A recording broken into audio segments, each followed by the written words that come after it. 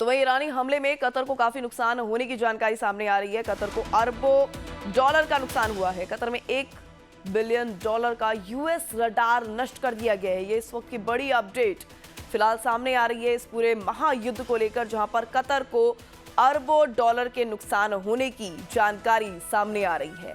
जानकारी के लिए आपको ये भी बता दें, $1 बिलियन का यूएस रडार नष्ट कर दिया गया है इस युद्ध में, इस महायुद्ध में जो स्थिति नजर आ रही है। ऐसे में कतर को काफी नुकसान हुआ है और जो अपडेट सामने आ रहा है उसके चलते आपको ये बता दें, अरबों डॉलर के नुकसान की यहां पर जानकारी फिलहाल सामने आ रही है।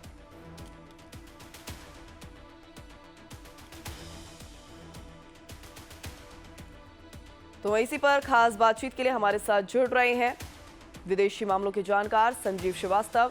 संजीव जी, स्वागत है आपका बहुत बहुत लाइफ टाइम्स में। आपसे जानना चाहूंगी, जिस तरह की स्थिति नजर आ रही है, कतर को भारी नुकसान हुआ है, जानकारी सामने आ रही है कि अरबों डॉलर का नुकसान हो गया है कतर को, क्या कहेंगे?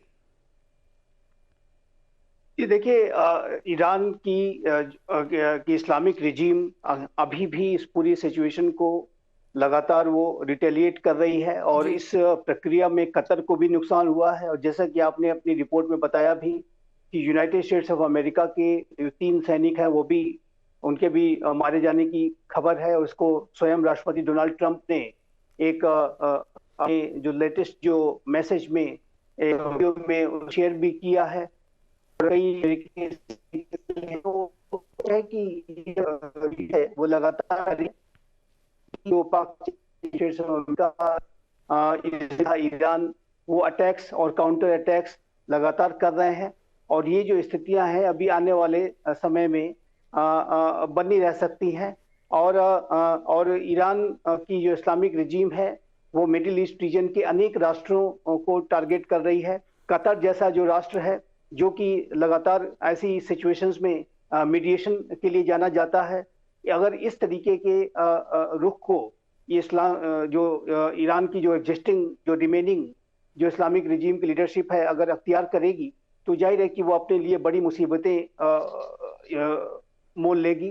क्योंकि कतर, यूएई, सऊदी अरब, इवन की ओमान जो कि जी। मध्यस्थता कर रहा था, और अभी अमेरिका और ईरान के बीच में जो इनडायरेक्ट टॉक्स हो रही थी, उसमें भी जो ओमान की तरफ से मध्यस्थता के प्रयास किए गए और ओमान के ऊपर भी इस तरीके के हमले की रिपोर्ट है कि इसराइल की ईरान की जो मिसाइल्स हैं वो ओमान को भी टारगेट कर रही हैं। तो ऐसे में ये जो वर्तमान समय में ईरान की जो इस्लामिक रिजीम है, जिसको कहते हैं विनाश काले विपरीत बुद्धि, और इस तरीके का अप्रोच अगर वो दिखाएंगे, इररिस्पॉन्सिबल तरीके से बेतहाशा हमले करेंगे, तो ऐसे में वो अपने लिए जो भी कहीं से सिंपैथी या थोड़ा सपोर्ट या कोई युद्ध को शांत कराने के लिए मीडिएशन इत्यादि के जो प्रयास कतर जैसा राष्ट्र कर सकता था, वो भी वो करना बंद कर देगा। और ऐसे में ईरान की जो इस्लामिक रिजीम आने वाले समय में और अधिक उसका संकट बढ़ जाएगा और ये पतन की अवस्था में जा सकती है। तो ये जो वर्तमान समय में इस्लामिक रिजीम के लिए बेहतर यही होगा कि वो थोड़ा बुद्धिमत्ता से काम ले और अपने मुस्लिम वर्ल्ड के राष्ट्रों के ऊपर ही हमले ना करें।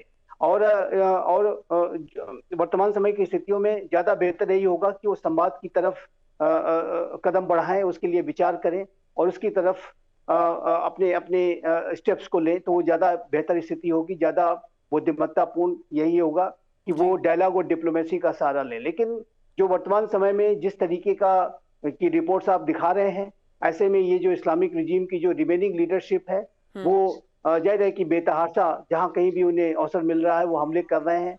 और ये जो उनकी द्वारा ये जो कृत्य किया जा रहा है, अल्टीमेटली ईरान की इस्लामिक रिजीम की जो रिमेनिंग लीडरशिप है और जो उसका पूरा स्ट्रक्चर है उसको और अधिक कमजोर करने का काम करेगा। और अभी आप देखिए तो यूनाइटेड स्टेट्स ऑफ अमेरिका और इसराइल और भी बड़े तरीके से इस इस्लामिक रिजीम के विरुद्ध वो कार्रवाई करेंगे। और ये ऑपरेशन हालांकि लगातार जारी है,